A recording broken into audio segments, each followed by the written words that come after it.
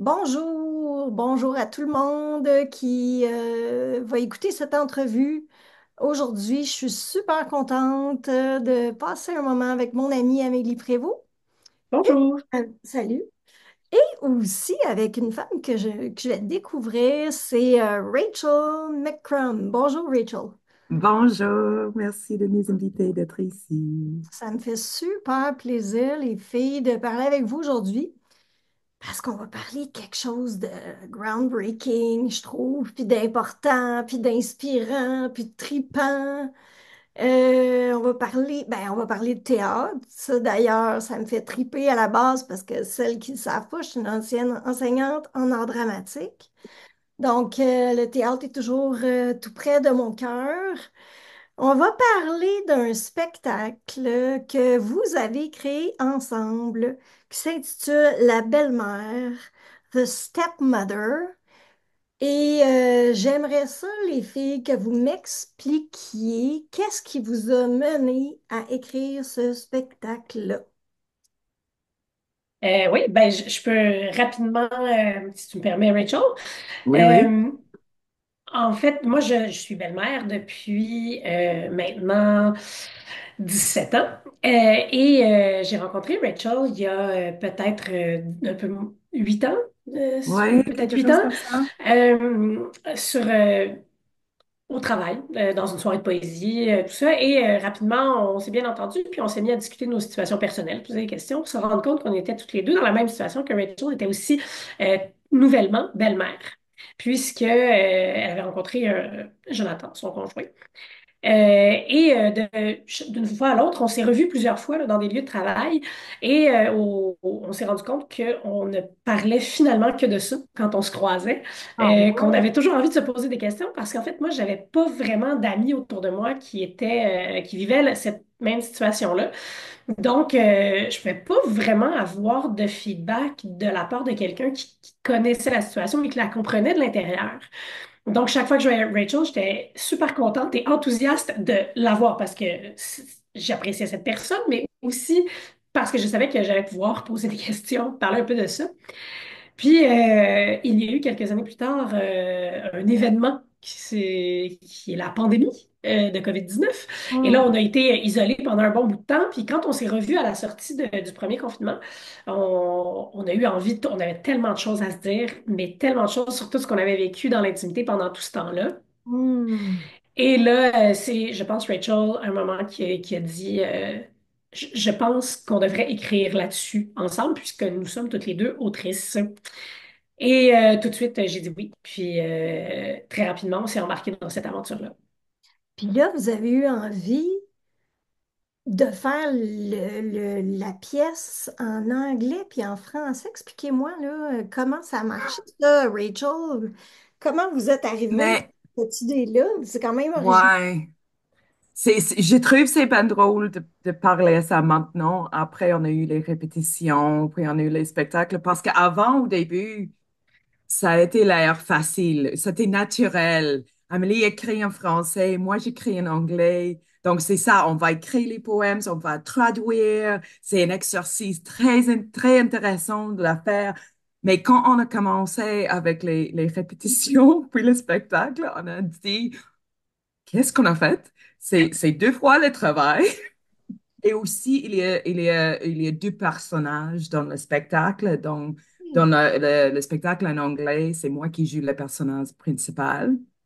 Mais dans le spectacle en français, c'est Amélie qui joue le personnage principal. Donc, il faut apprendre tous les mots pour les deux spectacles-là. Donc, c'est 21 poèmes.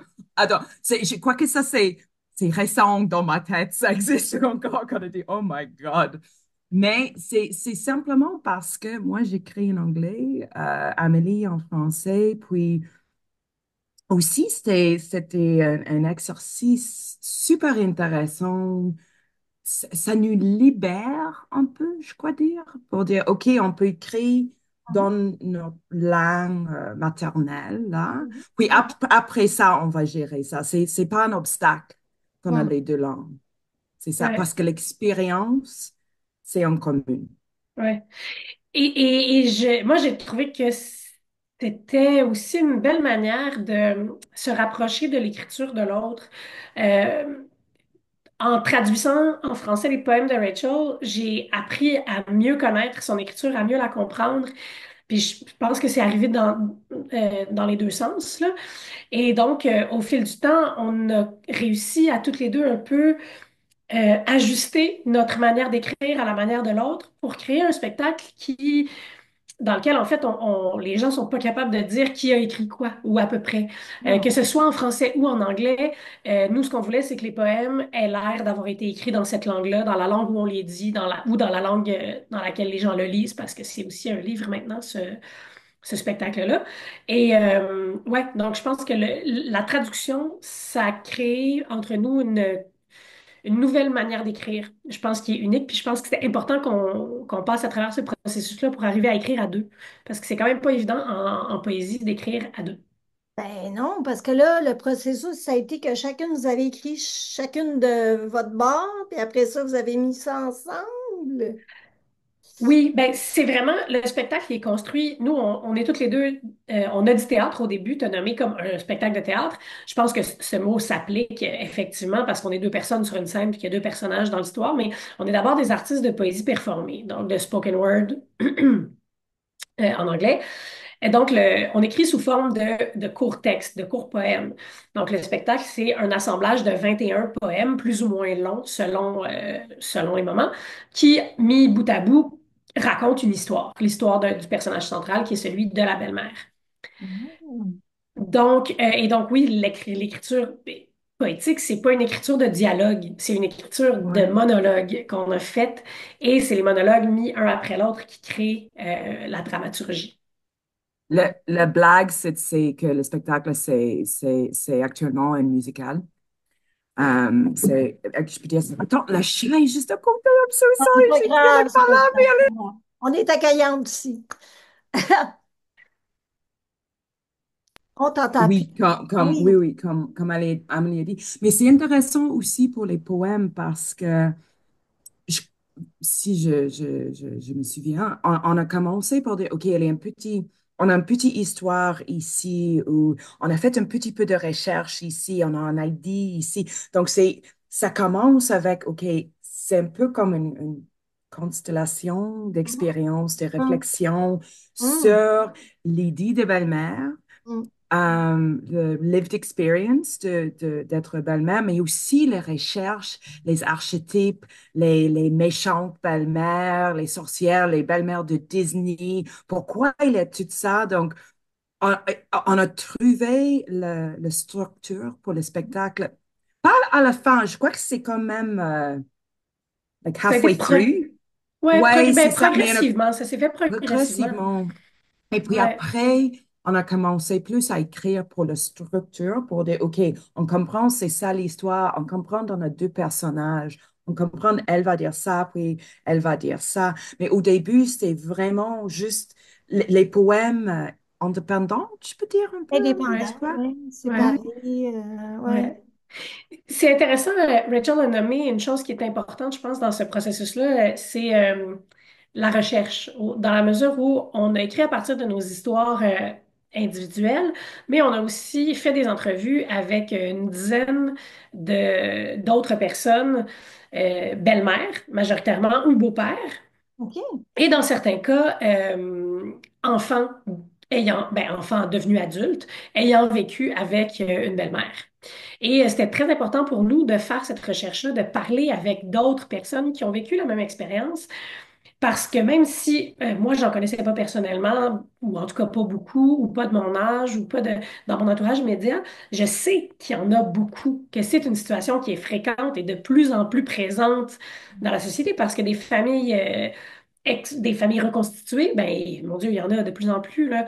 Et donc, pour raconter une histoire qui allait parler au plus large, au plus vaste public possible, puis pour faire la différence entre ce qui est de l'ordre de l'expérience personnelle et ce qui est de l'ordre de l'expérience collective, c'est Ouais. important qu'on ait plus que juste ma parole et celle de Rachel, mais la parole de plein d'autres personnes aussi. C'est super intéressant. Puis tu sais, ça m'amène aussi à vous demander, Vous deux, vous êtes des femmes, tu sais, parce que les child free, puis il y a les childless. Cette question-là est quand même importante. Puis j'ai envie de vous demander, ben, est-ce que vous êtes des child free, des childless, ou des fois, on peut dire un peu des deux? Parce que souvent, il y a des femmes qui me disent ça. Ben, moi, je me sens childless, puis avec l'acceptation, je me sens maintenant plus child free. Puis là, je mets de côté le fait que vous êtes belle-mère, parce que, en fait, finalement, vous n'êtes pas des childless puis des child-free, parce que vous vous occupez d'enfants, mais si on revient à votre vie avant de rencontrer vos conjoints respectifs, est-ce que vous êtes des childless ou des child-free? Mon cerveau explose présentement entre les Ah oui, différences hein? entre childless puis child free. Je suis juste like, oh, j'avais pas réalisé. Wow, OK, wow, parce que c'est vraiment pas la même chose de dire childless, c'est-à-dire c'est Non. une absence, ça manque quelque chose, mais child free, c'est la liberté, là, c'est une autre affaire. Wow. J- Mais J'aurais je envie de peux, dire, est-ce que les deux peuvent cohabiter Oui, tout à fait. selon le moment? Mais évidemment, non, c'est pas la même chose. Puis je pense que c'est une des choses qu'on a dit, qu'on voulait dire avec ces textes-là, c'est non, on n'est pas des mères. On n'est pas des mères, c'est autre chose. On est des belles-mères. On tient un rôle parental, Mhm. en quelque sorte, d'une certaine manière, mais qui n'est pas le même que celui du père ou de la mère ou du parent biologique. Mhm. C'est autre chose. C'est une autre situation et cette situation-là, cette fonction-là ou ce rôle-là, on le décrit. Donc, ta question, c'est dur de répondre, je Ben, trouve. je vais la préciser. En fait, ma question, c'est, est-ce que vous avez eu à faire le deuil de votre propre maternité biologique? Ça, c'est ma question qui serait peut-être plus précise. Ou est-ce que ça a été... ouais, je, euh, je- je peux répondre pour moi-même. oui, vas-y. C'est-à-dire, j'ai jamais eu dans ma vie une envie super instinctuelle d'être mère. Je sais Mhm. ça. J'ai dit, OK, c'est pas quelque chose qui me motive like, dans la vie. C'est It doesn't facile. motivate me. Ouais, J'ai des amis qui disent, OK, à l'âge de 25 ans, je voudrais être mère, je vais avoir trois ouais. enfants. Je dis, c'était jamais ma raison d'être, c'était Mhm. jamais. Mais j'étais là, OK, peut-être ça va arriver, ça va Mhm. arriver. Oui, je rencontre son enfant. Il a ses deux enfants. Il a aussi un fils un peu plus vieux. Oui, c'était aussi à cause du fait je voudrais être avec lui. Je voudrais cohabiter, passer ma vie avec lui. C'était vraiment que de vouloir le mot. Mais le fait qu'il a déjà des enfants, j'ai dit, j'ai pas envie d'être le troisième mère de tes enfants. Non. Donc, j'ai dit, OK, c'est assez là. Puis, j'ai eu l'opportunité, la chance. J'avais trouvé l'expérience d'être belle-mère. C'est quelque chose de super riche Mhm. que j'ai jamais imaginé du tout dans ma vie, dans mes 20 ans, de tout Mhm. ça. Mais j'ai dit, OK, j'ai l'expérience fascinante, riche d'avoir cette fille merveilleuse dans ma vie, d'être partie de sa vie. Je crois que j'ai un rôle dans sa vie. Pour moi, c'est assez. Donc, pour moi, mais aussi, j'ai eu des moments où quand j'ai dit, ah non, peut-être, qu'est-ce que j'ai fait? Maintenant, j'ai 42 ans. Mhm. Donc, je commence à dire, j'ai eu, you know, est-ce que je veux des enfants? J'ai des matins, j'ai dit, ouais, est-ce que j'ai, non, je crois pas. Donc, ça passe. Donc, pour moi, ça, c'est la vérité. Mais c'est super intéressant parce que tu abordes l'aspect ambivalence, hein, qui perdure même, tu sais, tu as 42 ans, tu t'approches de la ménopause, là, Oui, tranquillement. Puis il reste... vraiment cette année, Catherine. Ah oui, bon, en tout cas, moi, je l'ai eu à 14 ans. Perimenopause has hit. Mais il y a quand même encore un petit point d'ambivalence, puis en même temps, tu nommes que tu n'as jamais vraiment eu un super gros appel là, qui te disait en dedans de toi, il faut absolument que je vive cette expérience-là dans mon corps, que je porte un enfant. Donc, puis tu as Mm. découvert l'expérience d'être belle-mère, puis ce que je comprends, c'est que ça, tu sais, si tu l'as dit, c'est riche, Mm. expérience riche qui t'apprend beaucoup. Si, si je n'étais pas belle-mère, ne suis pas belle-mère, Mhm. peut-être ça va être différent. OK. Mais ça fait maintenant presque 10 ans que Jonathan et moi sommes ensemble. Donc, c'est 10 ans d'être belle-mère aussi. Donc, peut-être ça arrive à une période dans ma vie quand oui, je pourrais choisir quelque chose de différent. Mais Mhm. c'est ça qui est arrivé. C'est Donc, maintenant, c'est ça. super intéressant. Merci pour ta réponse, je dirais nuancée. C'est ça que j'aime, hein. On le voit, c'est pas clear cut, là. C'est pas noir Mm. ou blanc, tu sais. Donc, puis toi, Amélie? Moi, ben, un peu comme Rachel, c'est-à-dire que jeune, c'était pas ma priorité. Tu sais, ça, même à 23 ans, je suis tombée enceinte, je me suis fait avorter, il était absolument pas question, j'étais zéro prête, c'était pas la bonne personne, c'était pas le bon moment, puis j'assume très bien ce choix que j'ai fait à ce moment-là de ma vie. Et puis j'étais plus ça, c'était vraiment pas de priorité. Ça a toujours été peut-être, on verra, tu sais, ça arrivera ou ça arrivera pas. Après, j'ai rencontré mon conjoint. Puis là, il y a eu un moment où on a eu envie de le faire parce que ça marchait, parce que c'était le fun, parce qu'on était bien ensemble, parce qu'on avait du plaisir quand sa fille était avec nous, puis on se disait, ah ouais, OK, nous autres, on pourrait faire ça, tu sais, ça pourrait. Mais ça n'a pas fonctionné. Et donc, pendant plusieurs années, on a été un peu, tu sais, nous, on était très, ah, ça viendra quand ça viendra, puis on verra bien, Mhm. puis à un moment donné, ça va se passer, puis finalement, ben, les années ont passé, puis c'est pas arrivé. Puis il y a eu un moment où j'ai fait, ah, OK, mais là, finalement, ça arrivera pas. Et puis là, ben, on a été mis face à la question, bon, est-ce que, ben, finalement, j'ai un syndrome des ovaires polykystiques depuis très longtemps. Je le savais, mais tu sais, j'avais pas vraiment considéré ça comme un problème, tout ça. Ouais. Fait que là, tu sais, j'ai été confrontée au moment où on se dit, bon, ben, est-ce que je fais toutes les démarches pour tu sais, les traitements hormonaux, puis l'insémination, toutes ces affaires-là. Puis, tu sais, j'ai fait quelques petites démarches. J'ai vu l'énergie que ça me prenait, le temps que ça prenait, tout ce que c'est émotivement de passer à travers ça et physiquement aussi, parce que c'est très exigeant. Et j'ai dit non, non, non, ça va pas, ça sera pas possible. Moi, je passe pas à travers ça. C'était pas assez. Viscérale. Tu sais, j'étais capable d'imaginer ma vie sans ça, donc j'ai fait le choix de pas m'imposer ça et de juste continuer comme ça en me disant, ben, au pire, on a une belle surprise. Puis finalement, ben, c'est pas arrivé et c'est bien correct. Allez, merci pour cette explication. Tu sais, c'est vraiment clair. Puis, et encore une fois, pas simple comme parcours, hein. C'est pas toutes les femmes là, quand elles décident d'avoir un enfant, que ça fonctionne. Puis aussi, ce que je veux dire, c'est que c'est pas parce que ça fonctionne pas que il n'y a pas d'espoir ou il n'y a pas d'autre manière de se réaliser, de s'accomplir, de s'épanouir. C'est sûr que quand on est dans le deuil de ça, c'est difficile à voir. Mais, Mm. euh, mais effectivement, vous mettez de l'avant un autre modèle qui est le modèle de la belle-mère.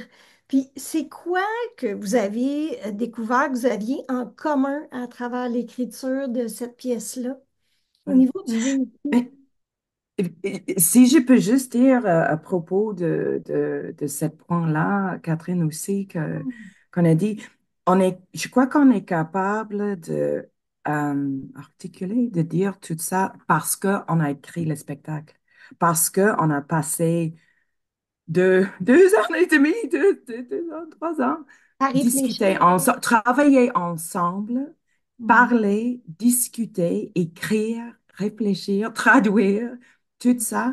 Donc, on a eu le temps de vraiment considérer c'est quoi les nuances de Oui, ça cette paraît. situation-là. Mhm. On a les poèmes qui parlent des faits, pourquoi dans la culture occidentale, les femmes sans enfants sont dites comme les sorcières, les méchantes sorcières. Hum, C'est quoi le contexte culturel, pourquoi ça arrive? Ça mhm. veut dire quoi pour nous? Donc, je crois que maintenant, on est plus à l'aise de parler de tout ça parce que pour nous, on a eu ce privilège Wow. d'avoir le temps de réfléchir et le privilège de discuter ensemble en deux. Je crois que si c'était juste moi, je sais pas pour toi, Amélie, on n'est pas rendu là. Ça va être un peu plus compliqué. Mais j'adore le fait on a eu ce processus collaboratif Ben, entre je suis nous. sûre que ça Ouais. va aider d'autres femmes parce que si vous, ensemble, ça vous a fait évoluer, c'est clair que ça risque d'avoir un impact comme celui-là sur les femmes qui vont voir le spectacle parce que à chaque fois, je le dis, à chaque fois qu'il y a une femme qui ose parler de ce thème-là, de non-maternité ou de maternité autrement, en dehors un peu des normes, ça a un impact sur une autre femme. Ça fait qu'elle se sent vue, comprise, nommée. Fait, tu sais, je trouve que c'est super important ce que vous faites avec ça, avec cette thématique-là. Puis, pour revenir à ma question, qu'est-ce que vous avez découvert qui était le... Ben, c'est correct, là, Rachel. Qu'est-ce que vous avez découvert qui était des points communs entre vous deux dans votre expérience? Écoute, il y en a tellement. C'est dur de nommer tout parce que les points communs, c'est sûr on n'est pas la même personne, on n'est pas, Non. donc on réagit différemment aux différentes situations. Mais ce qui est commun, c'est les situations dans lesquelles on se retrouve. C'est de voir que dans la vie quotidienne, il y a tellement de... Puis, en fait, en écrivant le spectacle, en écrivant le livre, on a sélectionné, en fait, tout ce qui est dans le livre, ou presque, c'est des situations qu'on a vécues en commun, ou à peu près. Parfois, c'est évidemment, on a utilisé la fiction pour créer des situations qui sont similaires, mais dans les relations interpersonnelles, dans la manière dont les relations familiales se construisent et grandissent. On a trouvé plein de points communs. Donc, peu importe qui on est, je pense, et notre manière de réagir instinctivement aux choses, on se retrouve à se comprendre parce qu'on a passé à travers le même processus, même si la réponse que moi j'ai donnée à une question ou à une situation n'est pas la même que Rachel va avoir donnée. Je sais pas si Mhm. c'est clair de la manière dont je le dis, mais ouais, ça serait ça pour moi. Et sinon, ben évidemment, toutes les deux, on est des belles-mères, ben, on est toutes les deux des femmes blanches de 40 ans en couple avec des hommes de 40 ans qui ont des filles, qui ont une fille en garde partagée. Tu sais, donc, c'est très similaire. Donc, évidemment, on a choisi de raconter une histoire qui est assez proche de ce que nous, on connaît. Euh, donc, mais déjà, tout ça, c'est énorme là, comme point commun là, Oui. culturellement. Et, non, tu absolument. Oui, aussi, on a ri beaucoup. Elle est Ah vraiment oui. drôle, Amélie Prévost, là.